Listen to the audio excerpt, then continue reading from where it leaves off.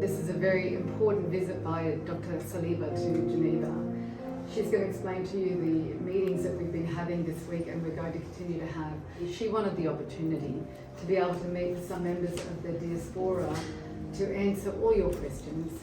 Thank you, Daisy. Really, Daisy has been a great help to pass our voice outside the parliament. So when we were elected and we got into the parliament, everybody had high hopes. Now we want to change things. But what we felt inside, we felt that we could not stir the pots. We could not do much. They were outnumbering us, and they were clicking as much as they can together to pass laws whenever they want and however they want. We are in a complete power vacuum, or have been in a complete power vacuum since October 31st, 2022 until now. In this situation of ineptitude and inefficiency, nothing gets done and the people are suffering. طيب خلينا نحكي شوي the structure of why this is happening. Why do we have those disasters? So I'm نقول نحن in a democratic process when life is beautiful and fair. We have a parliament. Its job is to do political monitoring. We have الحكومة ministerial cabinet, okay, to do executive decisions and do implementation. And then separation of this, separate to this, في عنا the judiciary system that has to be completely monitoring the executive body and the parliament and everybody else. So these kings now are ruling the country in a consensus democracy or in an apparent democracy, while in fact it's a real dictatorship. So what I'm trying to tell you today, the system is wrong. So maybe we have to rebound on and learn from our mistake. 48 years of mistake, and we still want to continue this way? Or we want to take this as we learned the lesson, so let's think how we can do differently.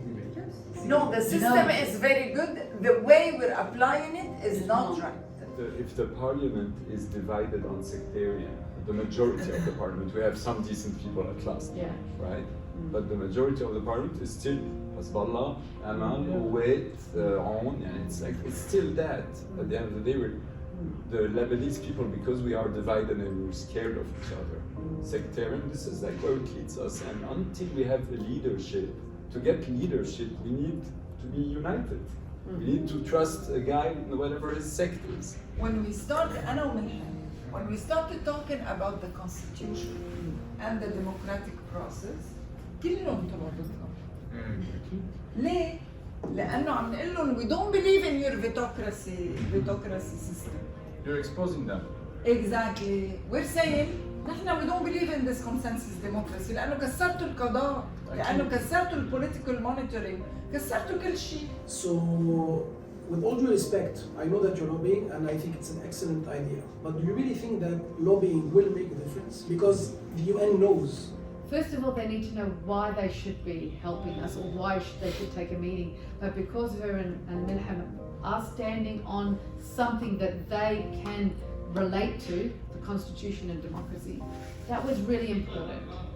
So we've had these conversations, and what's come out of these conversations is because of these presentations, they're actually sitting wanting to help Lebanon now, and they're trying to tell us this is how you maneuver and navigate through the United Nations process and procedures to be able to get your case onto the agenda because it's been off the agenda.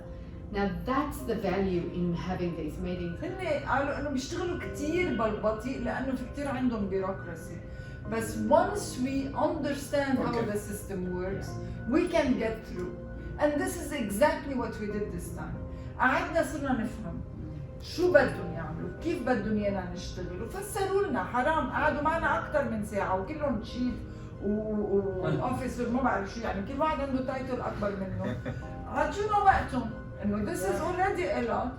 ومش بس إنه قالوا لنا إنه أنتم مش طالع منكم شيء ولبنان منه على الأجندة، بالعكس.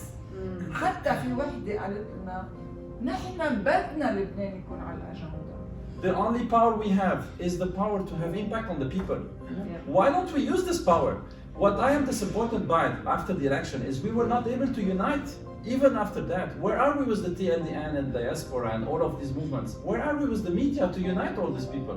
Why can't we have an influence and build it? I know there's no money anymore for another revolution, but there needs to be something in there where we can ignite it and reshape the system again.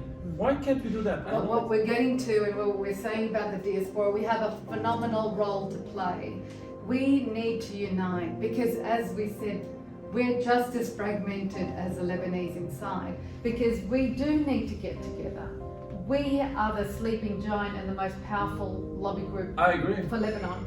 And if we don't get together, and if there's little cells here and here not working together, which you know are I agree. happening, we're not going to be able to use our power as a diaspora to help Lebanon and to take those actions. And it's part of this strategy we need to be involved in as well as in the lobbying and advocacy, as Najat said. And on that note, we're going to close this debate, this conversation, and thank you all very much for doing this. Thank you.